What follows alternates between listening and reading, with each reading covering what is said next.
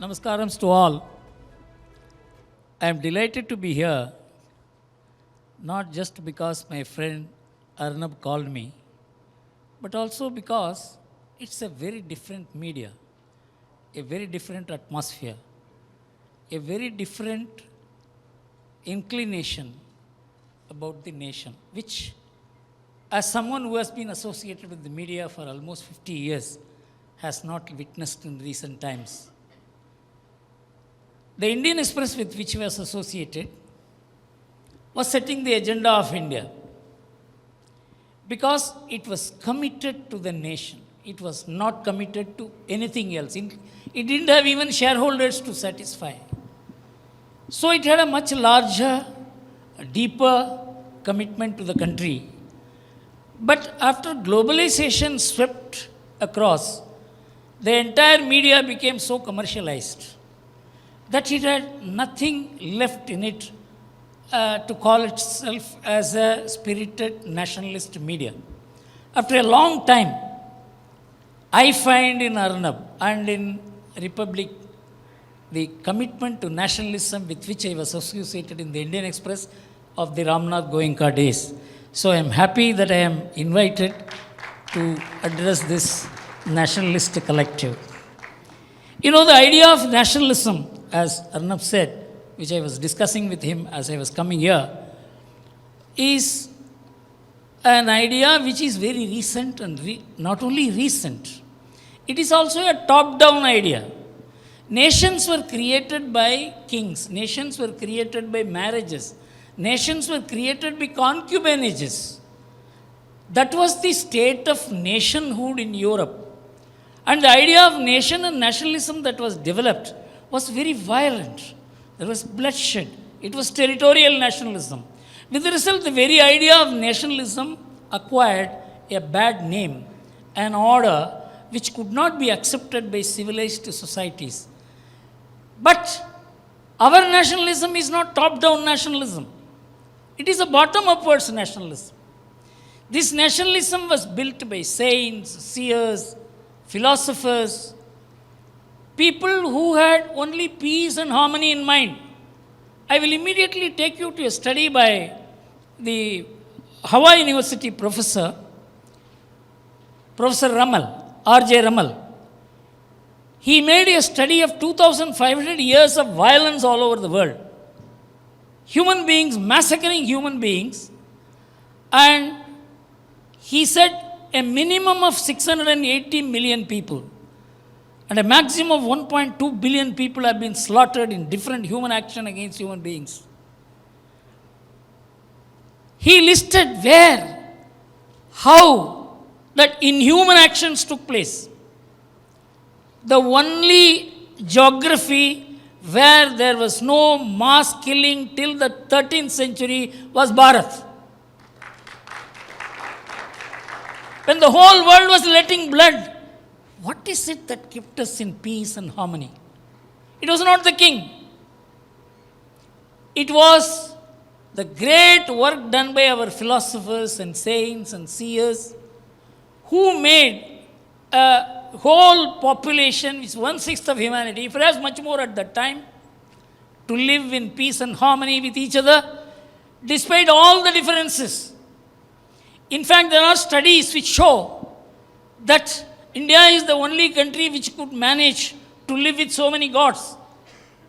In fact, the number of gods in India was more than the number of people living in India, 33 crore gods. Gods could not divide us.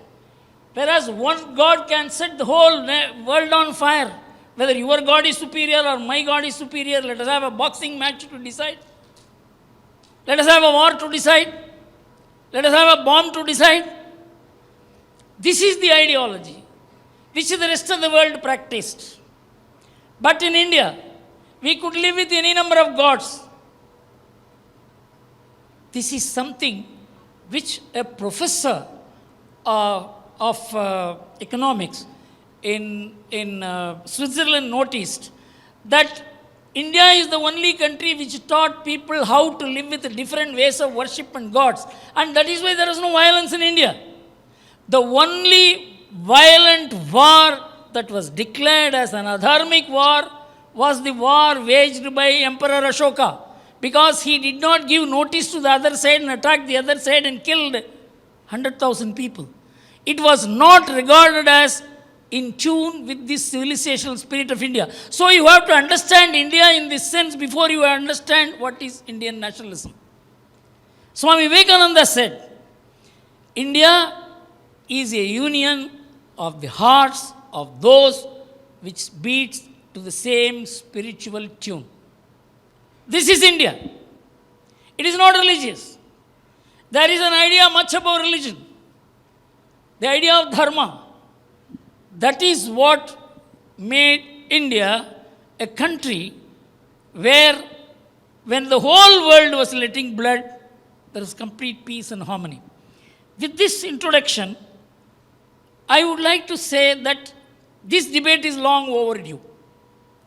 This debate must have taken place much ahead, immediately after the partition of India, because after partition of India, the idea of India got distorted.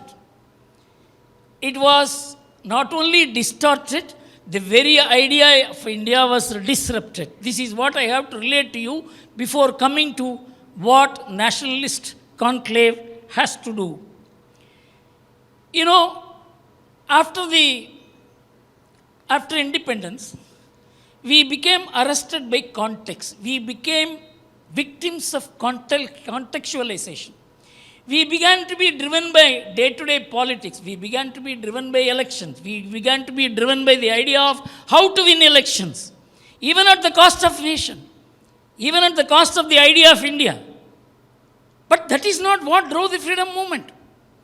The freedom movement was driven by such higher values, higher ideas, led by people of such high caliber, that there was a disruption. That is where I am going to take you now. You know, 3 generations of Indians have been completely turned illiterate, at least ignorant about the idea of India post-independence. What was the idea that drove the freedom movement? If you compare it, then you will know the extent of ignorance into which we have been driven by our education system, by our media, by our government. So unless you capture the contrast, we will not be able to know what nationalist collective can do and should do, what nationalists should do, what the media should do.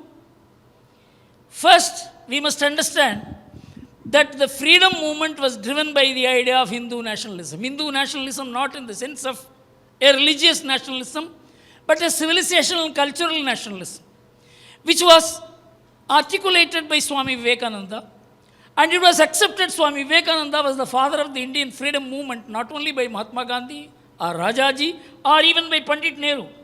I will quote what Pandit Nehru had to say because he is the most important man in the context of what we are going to talk. Nehru said, I quote, a number of people who took more or less active part in the freedom movement drew their inspiration from Swami Vivekananda. Directly or indirectly, he has powerfully influenced India. This was the drive of the freedom movement. The freedom movement did not originate in an emperor. It did not originate in a religion. It originated in a saint. A saint's idea. Now, this origination, how it proceeded, is very important. This idea of nationalism, which Swami Vivekananda expounded. There is nothing called propounding because this nation has been in existence for 5,000 years.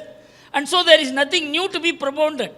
It is to draw inspiration from the way in which this country has moved with peace and harmony, without violence, with mutual relationships unheard of in the world, without the mediation of a state. It's something, a society which has got upon its own. Unless we understand that a state-based, nation-state approach, a top-down approach will never make you understand India. Otherwise, you will be thinking India as a geographical construct. It is because of geographical continuity, we happen to be living together, we are a nation, is the worst way of constructing Indian nationalism. Now, who expounded the idea of India? And I am going to quote them in their own ways. After Swami Vivekananda, It is Maharishi Aurobindo. It was in 1909, he said in the Uttarpara speech, I say it is Sanatana Dharma, which is for us nationalism. The Hindu nation was born with Sanatana Dharma. With it, it moves, with it grows, and Sanatana Dharma declines, this nation declines. And if Sanatana Dharma were capable of perishing, with Sanatana Dharma, this nation will also perish. Sanatana Dharma, that is nationalism. This is the message I have to speak to you, is the last speech which he delivered after he was released from the prosecution and he came to Pondicherry. This was Maharishi Aurobindo. Then comes Mahatma Gandhi in the same year. I don't know how many of you are aware of Mahatma Gandhi's Hind Swaraj book. That's not a book which he wrote. That's a dialogue between Mahatma Gandhi, the reader, doubling as Mahatma Gandhi, the editor. And he wrote this when he was traveling between Cape Town to London in a ship. And he was possessed by a thought which completely took him out of his consciousness, and he began writing in Gujarati. He didn't find papers. He had to borrow papers and read. When his right hand pained, he began writing by left hand. This is a dialogue. And the dialogue was, whatever the questions, suspicions, doubts, misapprehensions the people of India had about India and how they were eulogizing the British at the time, the reader asked the question. And the reader Mahatma Gandhi asked the question and the editor Mahatma Gandhi answers. One of the questions is, who said India is one nation? It is British through their railways, through their post offices, through their government. They brought India and turned into one nation. What is your answer, Mr. Editor? Mahatma Gandhi answers. I am quoting it. The English have taught us that we were not one nation before, and it will require centuries before we become one nation. This is without foundation. We were one nation before they came to India. One thought inspired us. Our mode of life was the same. It was because of we were one nation, they were able to establish one kingdom. Subsequently, they divided us. The most important part of what Mahatma Gandhi held to be the idea of India, I am going to read out to you now. I do not wish to suggest that because we were one nation, we had no differences. But it is submitted that our leading men traveled throughout India, either on foot or in bullock carts. They learned one another's languages, and there was no aloofness between them. What do you think would have been the intention of those far-seeing ancestors of ours who established Setubandha, Rameshwar in the south, Jagannath in the east, Hardwar in the north as places of pilgrimage? You will admit they were no fools. They knew that worship of gods could have been performed just as well at home. They taught us that those whose hearts were aglow with righteousness, with Ganges in their homes, they saw that India was one undivided land, so made by nature. They therefore argued that it must be one nation. Arguing thus, they established holy places in various parts of India and fired the people with an idea of nationality in a manner unknown in other parts of the world. The last sentence is so important, I am going to read out to you. And we Indians are one in the manner in which no two Englishmen are. It is color that united them. Even language did not unite them. How many people know when France was formed, less than 2% of the people spoke the French language? When Italy was formed, less than 10% of the people spoke the Italian language.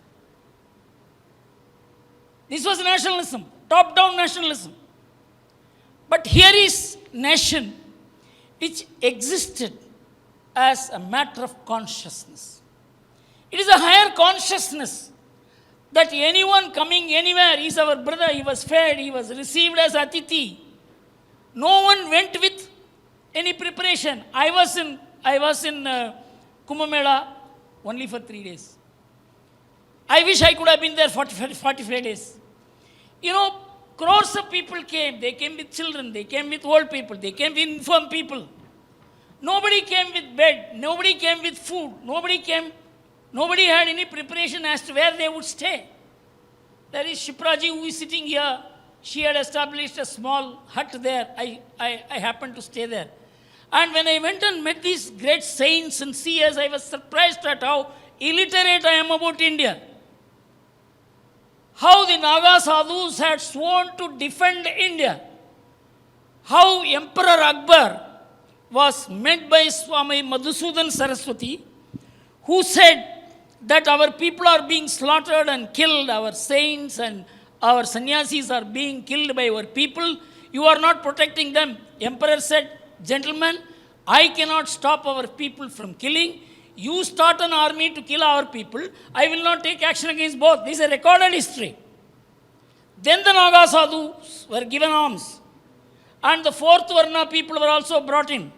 The Naga sadhus take a vow to defend India is not a matter which is known to India.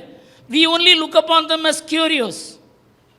This is the distance between us and how this country is safeguarded by people who are sworn to defend this country. And Mahatma Gandhi was right. And I found in a latest book what Mahatma Gandhi did to build the Congress. In the Nagpur Congress session in 1920, he invited the Naga sadhus. The British were stunned because Naga sadhus had such a deep reach in the society. And the secret document which I read showed that if the Naga sadhus and farmers, if the saints and farmers come together, the British will have to vacate India. That is why Mahatma Gandhi became a farmer in appearance and he also became a saint in appearance. It was not that Mahatma Gandhi with a coat or suit could never have influenced India.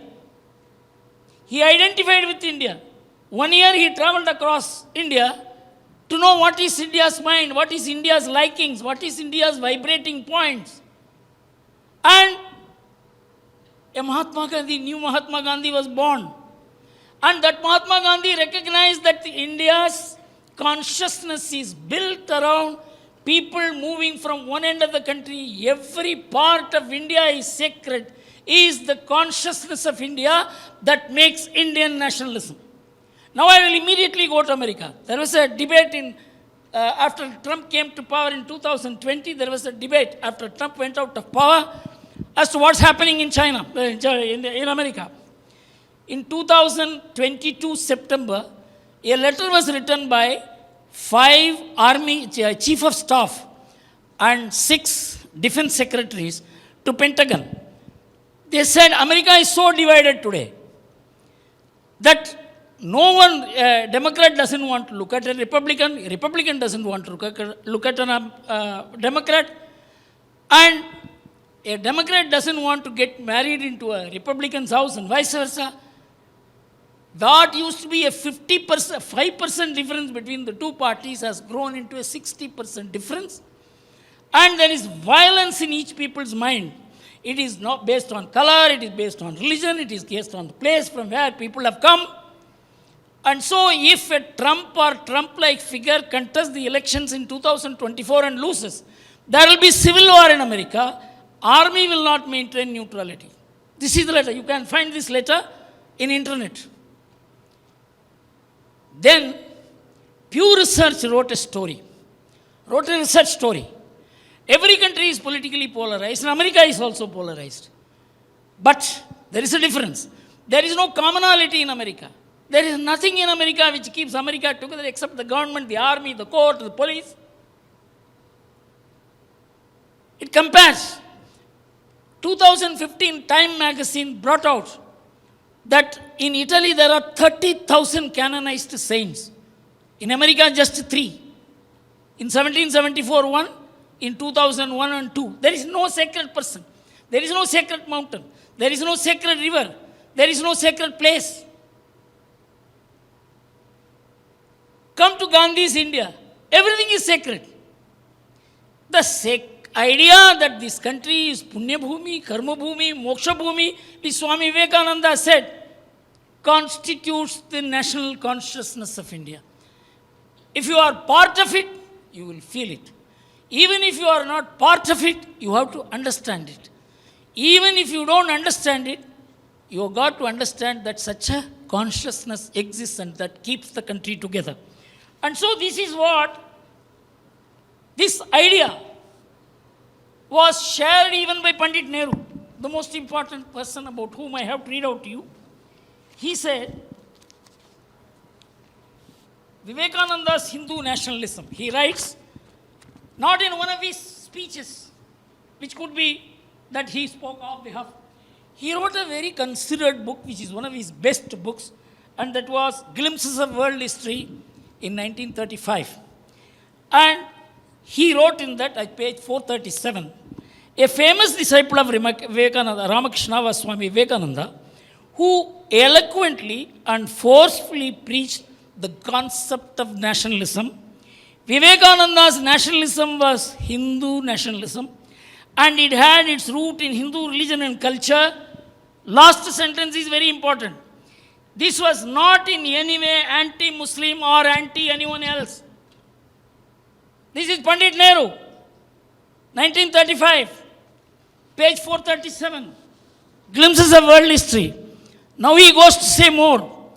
See, the idea of Indian nationalist consciousness is so subtle. It is not easy, he says, to draw a line between Hindu nationalism and nationalism. The two overlap, as India is the only home of Hindus and they form majority here. This is not a majority-minority calculation, it is a sharing of an idea handed down for thousands of years by a way of life, by a continuity which is denied to all other nations, all other civilizations. Swami Vivekananda said, if you have to know what is Greek civilization or Roman civilization, you have to look at the broken monuments. If you want to know what is the Egyptian civilization, you have to go and look at the pyramids. Here is a living civilization. He said Vedavyasa came to India and walked across the country. He will see some of the traffic signals which he saw at that time, even today. That is the extent of continuity that the Indian civilization has maintained. It is not because of government, it is not because of state, it is not because of army. It is because of the great work done by our seers and saints.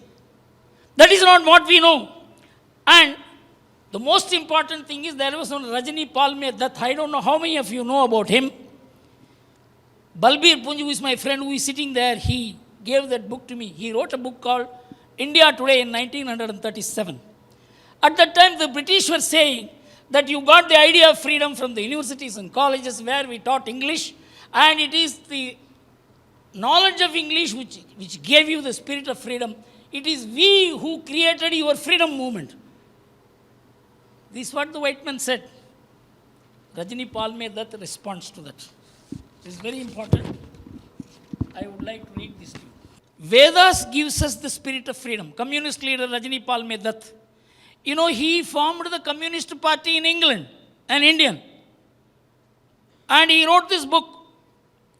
And rebutting the Britishers' charge, that is the English education which gave us the spirit of freedom. He says, if Indian bourgeois had been educated only in Sanskrit Vedas, in the monastic seclusion from every other current of thought, they would have assuredly found in the Sanskrit Vedas the inspiring principles and slogans for their struggle for freedom. He wrote it in 1940. This book was revised and edited in 1973. He was alive. He didn't change this. Everything changes on one day.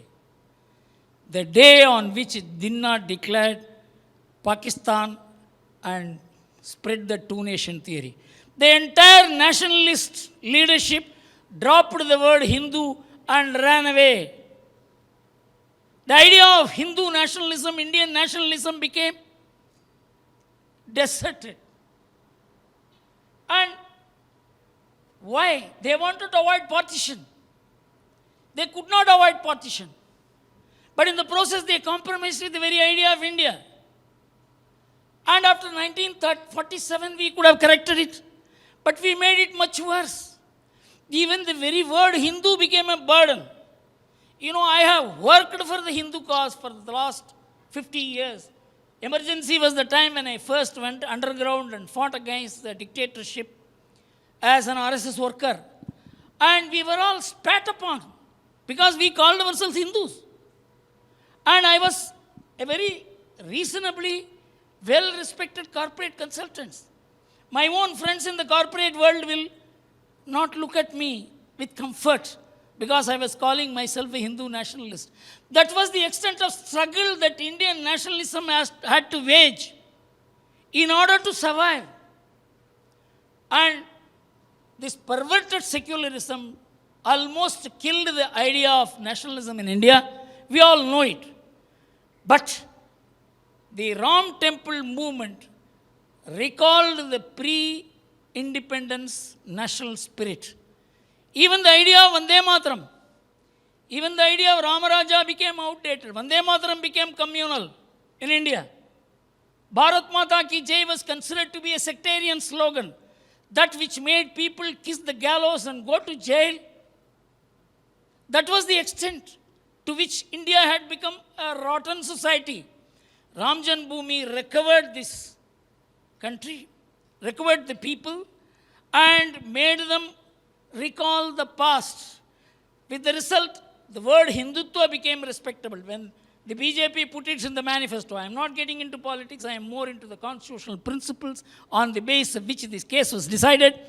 So when Hindutva was charged as communal and election petitions were made to disqualify the Shiv Sena and BJP members for having called themselves Hindutva, the Supreme Court decided, who said Hindutva is communal?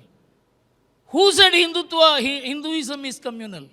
I am going to read out what the Supreme Court said, which completely settles the constitutional principle that what constitutes the core philosophy of Indian nationalism, that is the Hindu philosophy, Hindu way of life, the ethos of India, is consistent with the Constitution of India. This is 1995 Hindutva judgment. I am going to read this out to you. 1995 Supreme Court judgment. No precise meaning can be attributed to the term Hindu or Hindutva or Hinduism, and no meaning in the abstract can confine it to the narrow limits of religion, excluding the content of Indian culture and heritage. It is also indicated the term Hindutva is more the way of life of the people in the subcontinent and their ethos and their culture. This judgment of 1995, all the parties during the UPA period, at least 3 petitions were made to ask the Supreme Court to review this judgment. This is the only judgment out of 4 times the requests were made for review. The Supreme Court said no. So the pre-independence nationalist spirit, which was rejected, which was trivialized, which was trashed, has now found constitutional acceptance. It is our way of doing things, our ethos, our culture. And Jawaharlal Nehru wrote in 1937 in the Foreign Affairs magazine that the Indian freedom movement is cultural. All this was given up later. So now coming to how we proceed from here, the only organization which kept this, everybody left this deserted, orphaned, the idea of India. The only organization which kept this alive is the RSS. Whether you like it or not. You may not like the organization, but they kept on, they ensured that this flame was alive. And that is how the Ram Janmabhoomi movement came. And that is how the whole pre-independence values were recovered. And with the Supreme Court legitimizing this, we are now having an idea that the whole past, which is captured in the idea of Indian nationalism, which is Hindu nationalism, sans religion. There is no religion in it. There is no particular God in it. There is no particular way of worship in it. In fact, I would have loved Republic TV to cover the Kumbh Mela in deep. How many methods of worship? Thousands and thousands of methods of worship, each conflicting with other, not matching with other, coexisting in the same place. And millions of people going and paying obeisance to those people who had different ways of worship. This is the idea of India. When you say unity in diversity, it is unified